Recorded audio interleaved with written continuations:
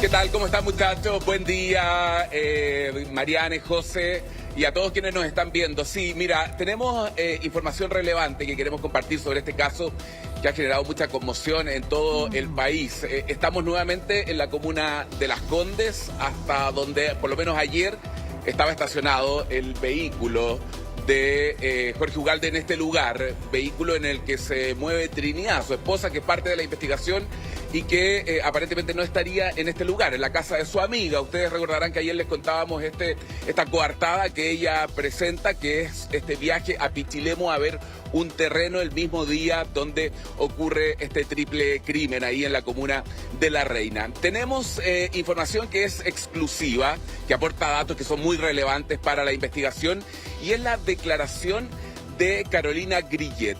¿Quién es Carolina Grillet? Es la madre de estos dos jóvenes mellizos que fueron brutalmente asesinados, la ex esposa del fotógrafo de Eduardo Cruz Coque. Y ella, lo que dice en la declaración, la vamos a ir revisando textual para no equivocarnos y para que no haya muchas más interpretaciones, pero aporta datos muy relevantes respecto de esta sociedad que habría sido el móvil de este crimen, no un interés económico, de los montos, de las propiedades, de la relación, del episodio que ocurre el 3 de noviembre del año pasado, que es clave, cuando Eduardo Cruz Coque la llama a ella, a su ex esposa, con quien tenían una relación muy cordial.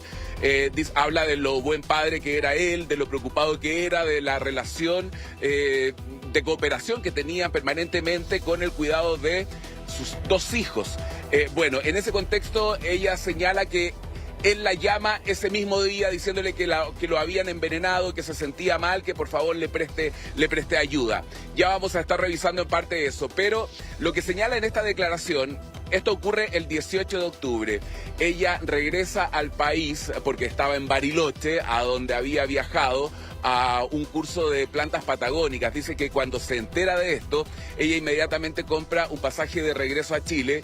Lo hace 2 días después, el día lunes 20 de octubre, ella ya estaba en Santiago, y es ahí donde recibe a un efectivo de la PDI. Y lo que señala ella, cuando le comentan lo que había ocurrido, bueno, habla un poco de la relación, ¿no? Dice: Eduardo siempre fue un excelente padre, muy preocupado por la salud de nuestros hijos, su educación, terapias y alimentación. Eduardo era fotógrafo, tenía horarios que son más flexibles, por lo que él siempre me ayudaba con el cuidado de nuestros hijos y sus traslados. A veces se quedaba en mi domicilio, en Isla de Maipo, donde tenía una habitación, y en ocasiones llevaba a los niños a su domicilio en la comuna de La Reina, en calle La Cañada. Mientras estuve de viaje tuvimos comunicación fluida con Eduardo, llamados y mensajes vía WhatsApp. Hablamos muy normal y no noté nada extraño. Eduardo estaba feliz con los niños, los había ayudado con sus tareas. De hecho, desde el colegio me enviaron felicitaciones por sus logros de esta semana. Incluso le dije a Eduardo que parece que yo tenía que salir más seguido. Hablamos hasta el día viernes 17 en la noche, el día anterior. Nos despedimos con normalidad. Coordinamos que él, junto a mi hijo Federico, me iban a ir a buscar al aeropuerto en mi auto Subaru gris oscuro, que en ocasiones usa Eduardo. Quedamos coordinados con eso, y yo el día sábado no tuve contacto ni con Eduardo ni con mis hijos porque ese día finalizaba su curso. Esa es una primera declaración de una parte de la declaración que habla de la relación que ella tenía con Eduardo, ¿no? Una relación cordial, de cooperación entre ambos. Pero hay otro extracto que es sumamente relevante, que es cuando ella se entera. Dice que por medio del fiscal, de todo lo que había ocurrido, dice que el fiscal le plantea, y aquí me parece que es un error del Ministerio Público desde el principio de esta investigación, que se asociaba todo lo ocurrido a un presumible parricidio y suicidio. Dice ella que lo primero que le dijo al fiscal, inmediatamente le señalé que no había ninguna posibilidad de que así fuera, porque Eduardo amaba a sus hijos más que a nadie. Era el mejor padre del mundo, y tampoco creía posible que Eduardo se quitara la vida. Él era un hombre muy alegre, con mucha energía, amaba la vida, tenía una vocación de servicio enorme, trabajaba para la Teletón y trataba siempre con mucho cariño a todos los niños. Eso es lo que ella le responde al fiscal cuando el fiscal le entrega la primera información de lo que se estaba investigando.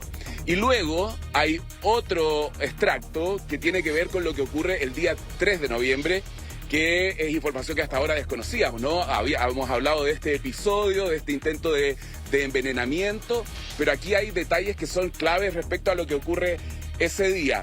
Ella dice que ese 3 de noviembre recibe el llamado por teléfono, y esto es textual, lo que le dice Eduardo.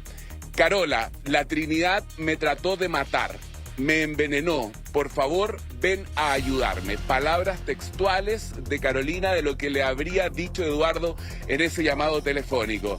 Su voz era somnolienta y su estado de conciencia estaba un poco alterado. Fue como un llamado de auxilio. En esa ocasión, Eduardo estaba con los niños en su casa en La Cañada. Le pregunté por ellos y él me dijo que ellos estaban bien e inmediatamente fui junto a mi hermano, Jaime, hasta su domicilio. Al llegar ahí, le pregunté a Eduardo qué había pasado y él me contó que en la tarde había llegado Iván Ugalde Parragués, así lo conocían a Jorge Ugalde, con un postre y un helado con frutillas y chubis, que son estos caramelitos de colores, ¿no? Diciéndole que Trinidad, su esposa, y era la hermana de Eduardo, les había mandado eso para que comieran. Entonces, eso es lo que ocurre ese día. Dice que Eduardo se comió toda su porción. No obstante, sus hijos señalaron que no querían comerla porque tenía un sabor raro y malo como a remedio. Incluso dicen que vieron un polvo blanco en este postre y que en el traslado él va vomitando en todo momento, que llegan, lo atienden, lo estabilizan y que no hacen la denuncia de este hecho porque no tenían dinero para costear los exámenes de saber cuál era ese supuesto polvo blanco con que los habían intentado envenenar. Así que bueno, son extractos, muchachos, yo tengo íntegra la declaración acá, los podemos ir revisando, pero esa era una primera parte que yo quería compartir con todos ustedes. Te pasaste, ¿eh? O sea, a ver, claro, no queremos, a ver, tenemos el caso del triple homicidio, ahora el relato de Carolina Grillet, que ha hablado de forma exclusiva con nosotros, y es parte ahora, lo que entregas tú, parte de la declaración judicial. Pero quiero partir por el final, porque me quedé como consternada con esto. El final de lo que acabas de revelar es que hablamos de noviembre del año pasado, cuando Trinidad Cruz Coque, hermana de la víctima, ¿verdad? Le regala unos helados con frutillas y chubis a Eduardo, su hermano, y a sus sobrinos, ¿verdad? Los mellizos, hoy fallecido de 17 años. Y en eso él come, los niños se resisten a comer mucho porque sintieron que el helado tenía sabor a remedio. Y como Eduardo sí comió, comenzó a sentir los efectos de un envenenamiento. Y aquí yo creo que es revelador lo que tú dices porque no sabíamos.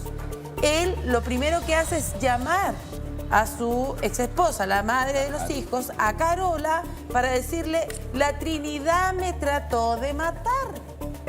La Trinidad me trató de matar. Le está haciendo esa llamada telefónica en medio de los efectos del envenenamiento cuando va rumbo a la clínica a tratarse los tres. Porque los pequeños, a pesar, los menores, de que no comieron tanto, sí tuvieron problemas incluso de respiración. Sí. Y tuvieron que ser tratados los tres, y el que estaba más mal era Eduardo, porque sí había comido ese helado artesanal preparado por su hermana Trinidad. Y que, ¿sabes qué me sorprende lo que tú dices, Karim? No hacen la denuncia. Imagínate que él se da cuenta que los quería matar, Trinidad.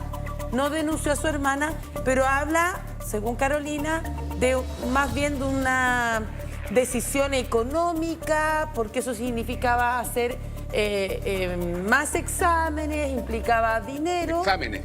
Claro, pero no denuncia a su hermana. Esto ya no se ve bien. Sí. Es bien extraño eso, porque es una situación gravísima, no solamente a su hermano, sino que también a su sobrino. O sea, Llega Jorge Iván Ugalde Parragués con este postre, con helado, con frutillas y con chubi. Lo consume él. Los hijos no quisieron porque tenían este polvo blanco y sabía a remedio. Claro, no sabían cuál era el elemento, pero era evidente. Le dice, en ese llamado telefónico le dice, Trinidad quería matarme.